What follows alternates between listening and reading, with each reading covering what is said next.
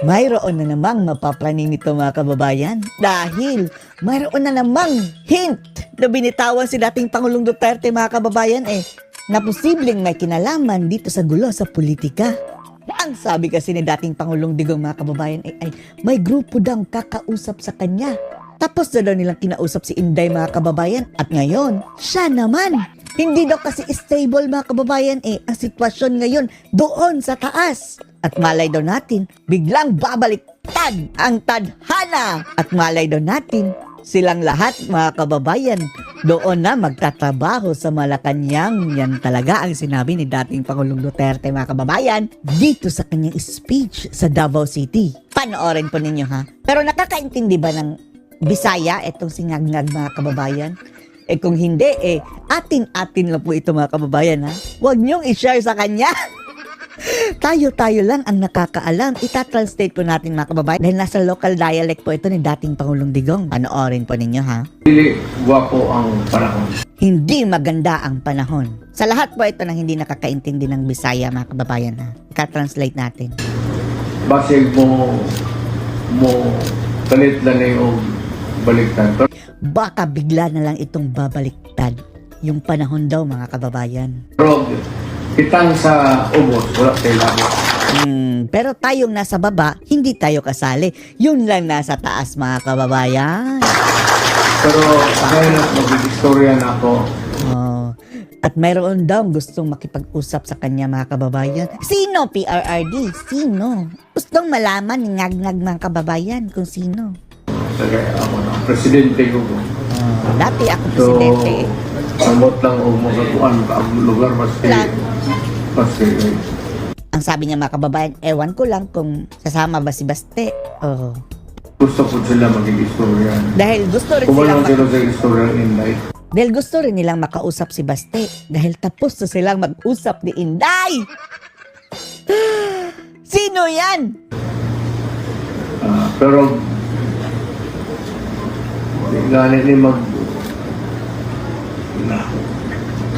Malacanang kita anita na magtrabaho. Palakpakan ng tama kababayan. Ang sabi ni dating Pangulong Duterte. Pero kung hindi ito, hindi niya tinuloy mga kababayan na doon lang. Kung hindi ito, tapos sabi niya, Malacanang lahat tayo nito magtatrabaho. Palakpakan ang mga tao mga kababayan. Sino ba yung gusto mong kausapin, PRRD? Tapos na daw kinausap si Inday at ang gulo daw mga kababayan, andun sa taas. Meaning, sa higher rank. President, Vice President, at etc. At baka daw babaliktad mga kababayan ang tadhana. Baka sa Malacanang na sila magtatrabaho nito. Tugay kayo, turak mo itong istorya. Pupuntahan na daw niya ngayon mga kababayan. Kung marinig ito ni Ngag-Ngag, mapapraning na naman yan mga kababayan. Papalitan na naman yan mga pulis dyan sa Davao City. Ilang beses lang pinalitan mga kababayan. Dili kayo mas importante sila. Sabi ni dating Pangulong Digong, hindi ito ibig sabihin na mas importante yung kakausapin ko ngayon kaysa sa inyo. Dahil ang kausap niya ngayon mga kababayan yung mga barangay captains ng Davao City. Kaysa inyo. Kung laing panahon, mas importante mo. Kung ibang panahon, mas importante kayo kaysa dito sa kakausapin ko. Dili sila. Pero Hindi sila. sa ang sitwasyon karon, Pero sa sitwasyon ngayon, sino kaya ito? mas importante sila. Mas importante sila sa sitwasyon ngayon. Kaya urgently mga kababayan, may kakausapin si dating Pangulong Digong. Istorya na mo. Nakasabot na mo. Insana. Alam niyo na kung sino to. Kayo mga kababayan, sino kayang kakausapin ni dating Pangulong Duterte?